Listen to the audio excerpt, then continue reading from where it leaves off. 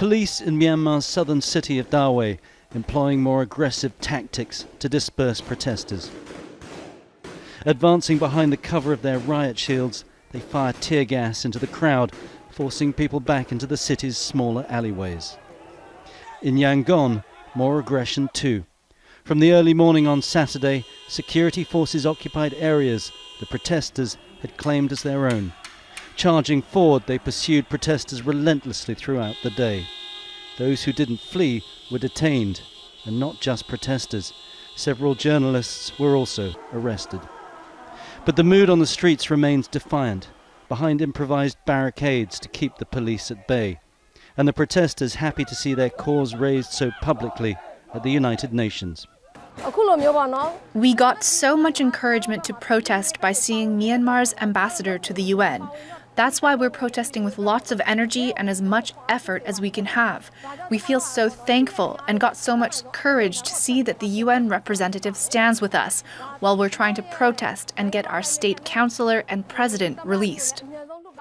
In Myanmar's second city, Mandalay, the protests were led by monks. In this majority Buddhist nation, it's regarded as taboo to attack a member of the clergy, but Myanmar's military has shown in the past it has no qualms about cracking down on monks, and it's unlikely these protesters will find sanctuary behind their saffron robes. Tony Cheng, Al Jazeera. Be it homemade metal shields etched with the words people, or bamboo stalks, umbrellas, garbage cans filled with bricks. These makeshift street barricades against advancing security forces are sprinkled across Myanmar. In Yangon, thousands of pro-democracy protesters continued demonstrating, despite intensifying pushback by military forces. On the eve of the one-month anniversary of the nation's military coup, security forces have stepped up their crackdown, turning to even more violent tactics as the military tries to break apart the continued nationwide protests. A use of lethal force, as well as mass arrests, that protesters say will not deter them.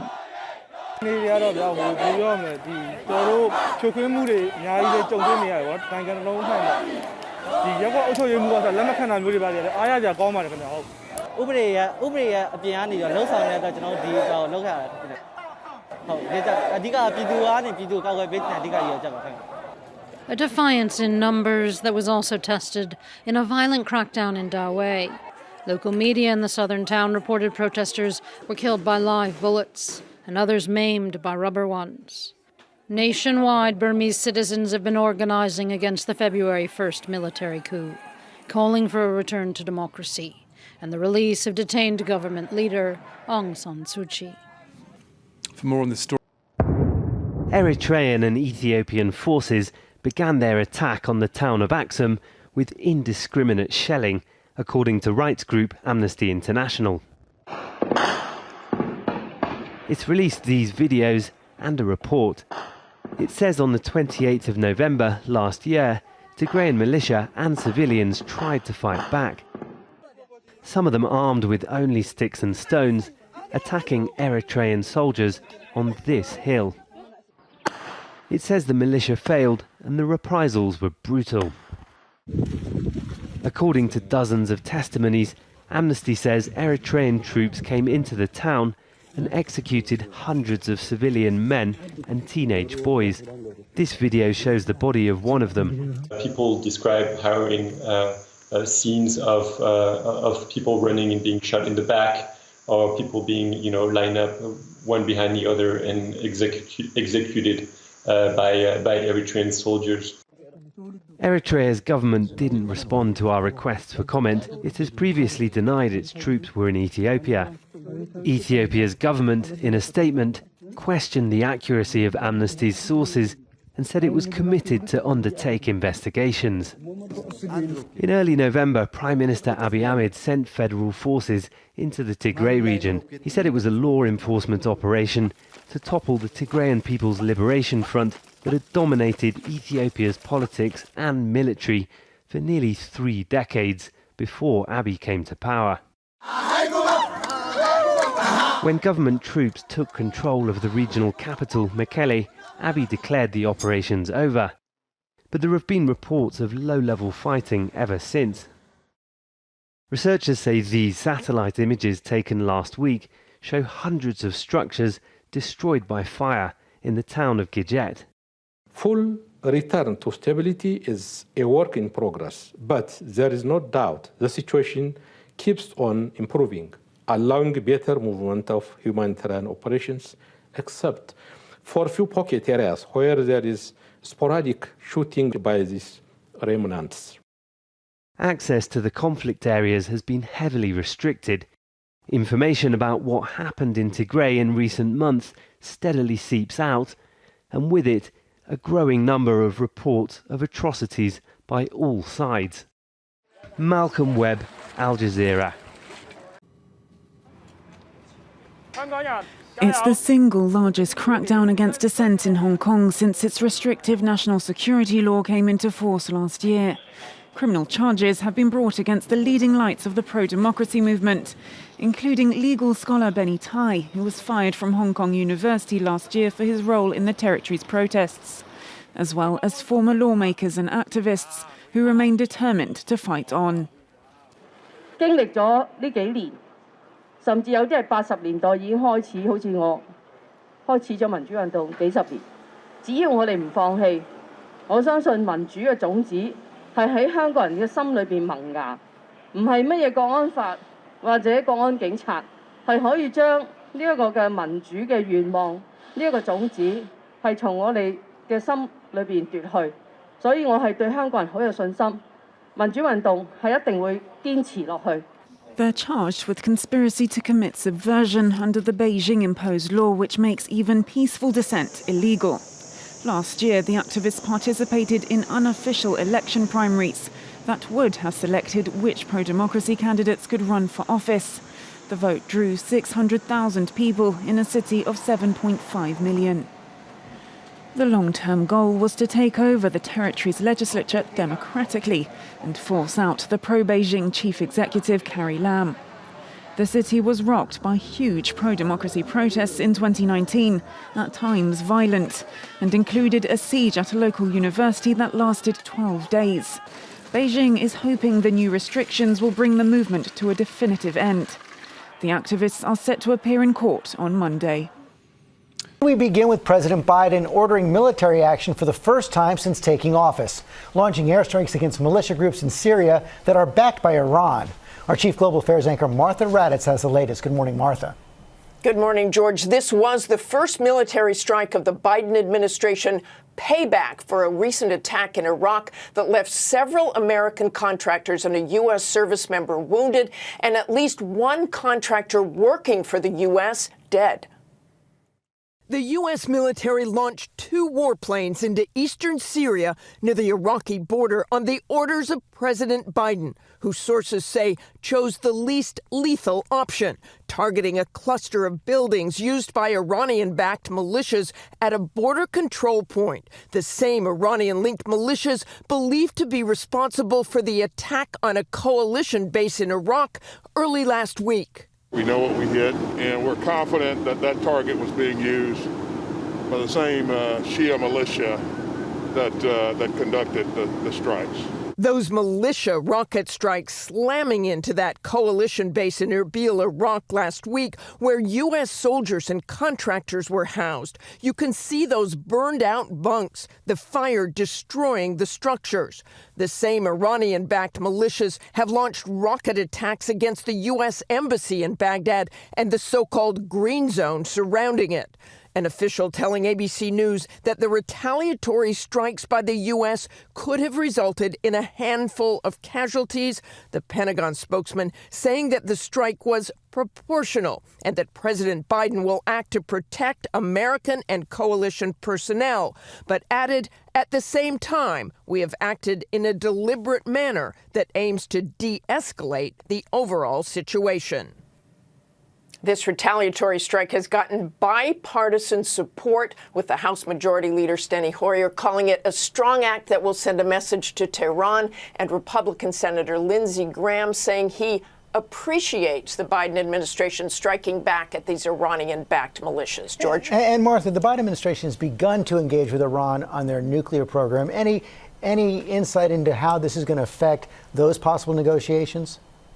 Well, the administration is open to talks with Iran, and while it may cause a bit of an uproar with the Iranians for a short time, it should not affect nuclear talks. Biden simply could not let those rocket attacks stand without a response. And as we said, this was the least lethal response, George. Martha Raddatz, thanks very much. The decision to strike was taken at the very top. After days of consultation with his national security teams, President Biden ordered the attack, which took place on early Thursday evening D.C. time. This apparently in retaliation for a series of recent attacks by militia groups in Lebanon and Iraq, one of which killed a U.S. contractor. We're confident in the target that we went after. We know what we hit.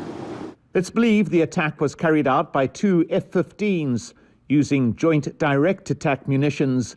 A JDAM is described as a precision weapon with GPS navigation capabilities.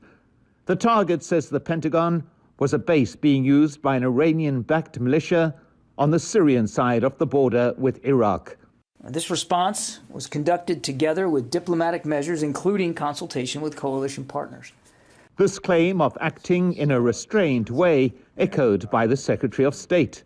We took this action that I think was focused, proportionate, but also effective in degrading some of the capacity that the militia in question had to perpetrate new attacks, and also to be very clear, notably to Iran, that they cannot act with impunity against our people, our partners, our interests.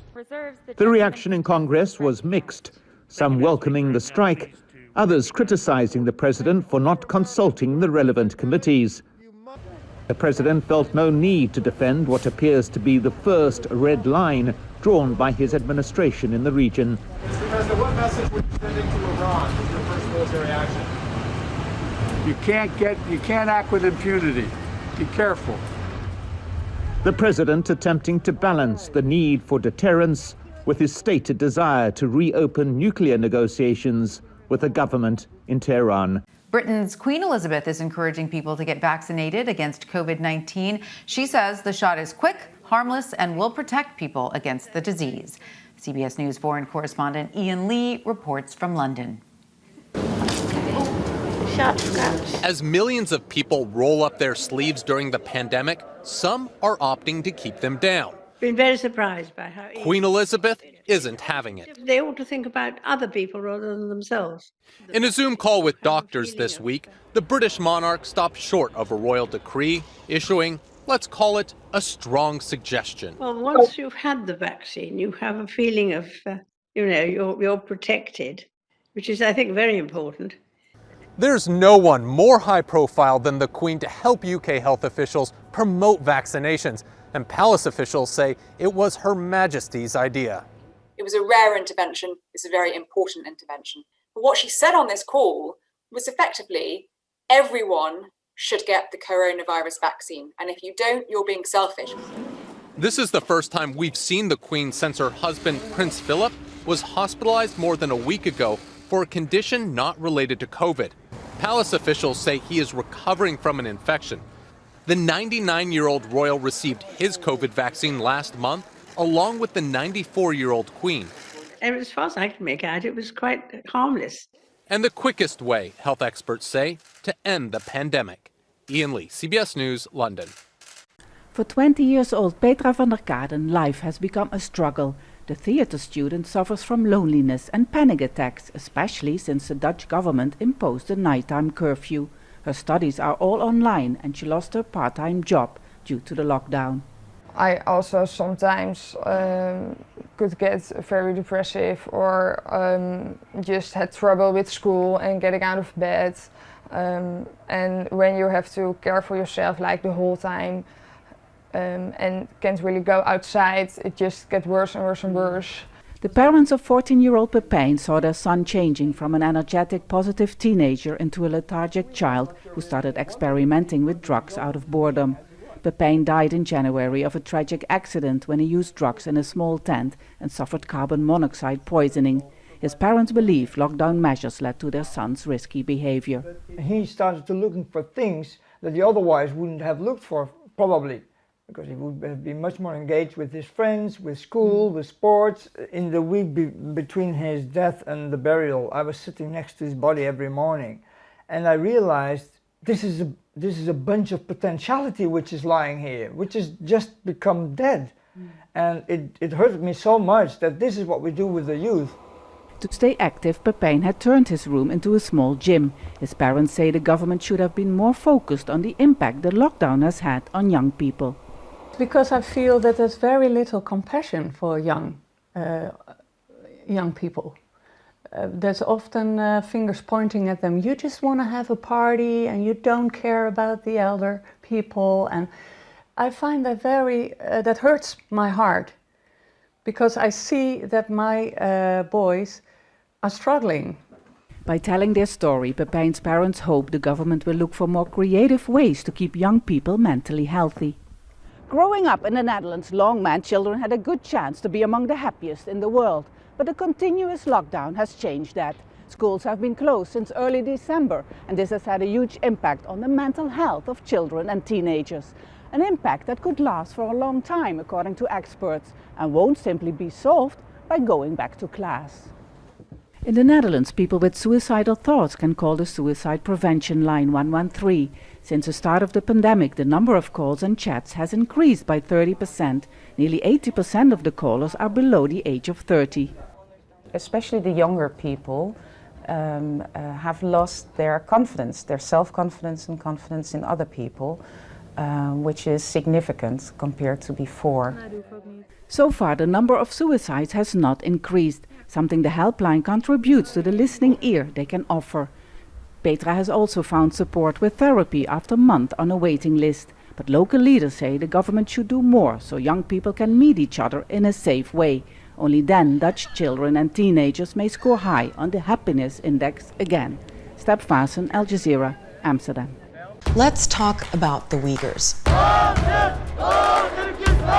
They're an ethnic minority in China who say they're victims of horrific crimes. The Uyghurs are facing genocide because of our religion and our ethnicity. The UN thinks 1 million Uyghurs are being detained in camps, maybe more.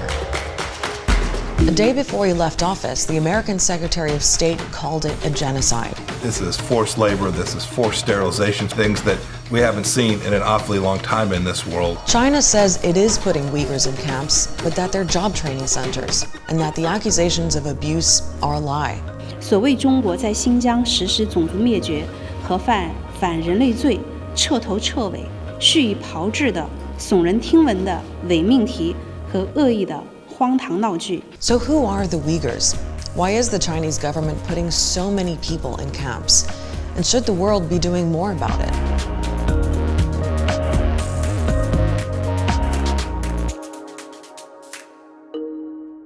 So much of what's going on with the Uyghurs is hard to pin down. Journalists and researchers can't get to them, and China says there's nothing to see anyway. Still, there's a lot of stuff we do know. Let's start with the basics. The Uyghurs are a Turkic ethnic group. There are more than 11 million of them. Most are Muslims, they have their own language, and they live in what's called the Xinjiang Uyghur Autonomous Region. We call our homeland by its historic and the symbolic name East Turkestan, rather than Xinjiang, which is the name given to us by the Chinese occupiers. That was in the late 1800s, and here's Xinjiang on a map. It's huge, 3 times the size of France. It's got oil, gas, and a lot of the world's cotton comes from here. Plus, a part of China's Belt and Road Initiative is being built through it. It's a multi-billion-dollar network of highways and railways to connect China to Europe and beyond. I think the Chinese government has used the Belt and Road Initiative to justify a need for heightened security. And there has been trouble there. Ethnic tensions between the native Uyghur community and the majority Han Chinese have existed for years. Uyghurs have often protested about being oppressed. Many have called for their own state, and some have organized attacks. While China hosted the Olympics, a series of bus bombings were claimed by a group called Turkestan Islamic Party. In 2009, there were riots and fighting between the Uyghurs and Han Chinese, and 200 people died, most of them ethnic Han. And in 2014, a bombing at a market and a knife attack at a railway station killed 30 people and injured more than 200. That's when China really came down hard on Xinjiang.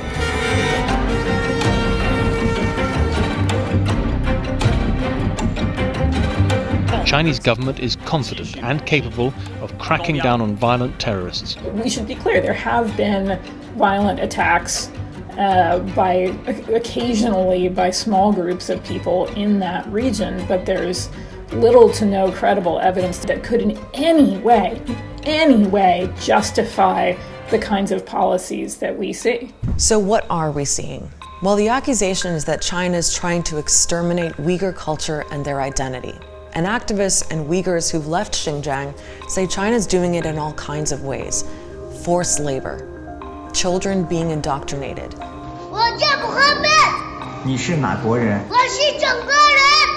women being sterilized or forced to have abortions.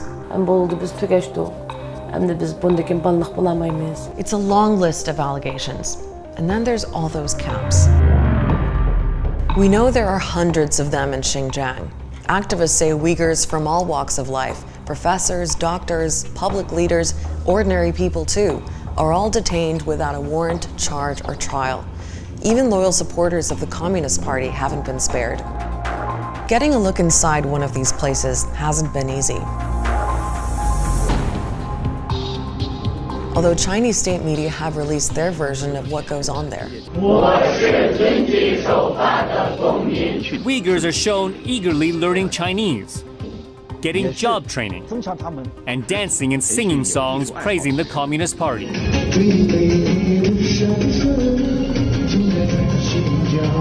All this, as some argue, is making people freer from poverty, from illiteracy, and from extremism. But these camps don't sound like places you'd want to end up in. And o dərsdə deyilişcə bu sizlər dindən zəhərlənənlər, bu biz İslam dini degan bir yuqumluq kesel. An Australian think tank found that Uyghurs are being forced to work in factories in Xinjiang and beyond that are in the supply chains of well-known global brands.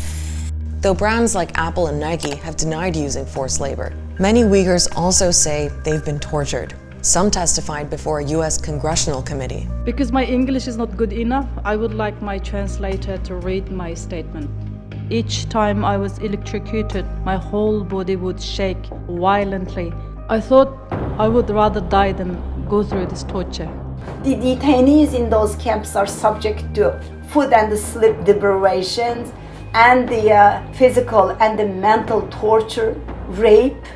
The list of abuses seems endless. Even the Uyghurs who've managed to stay out of these detention centers aren't free, not really.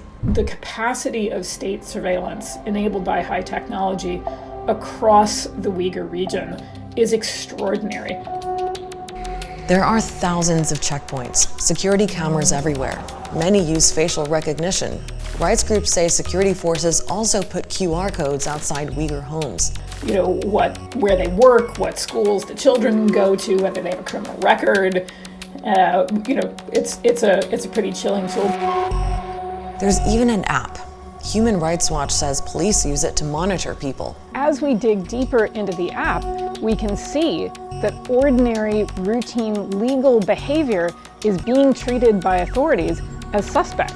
China, though, says it's not doing anything wrong. There are no human rights violations, and this is all about developing Xinjiang's economy, maintaining peace and stability.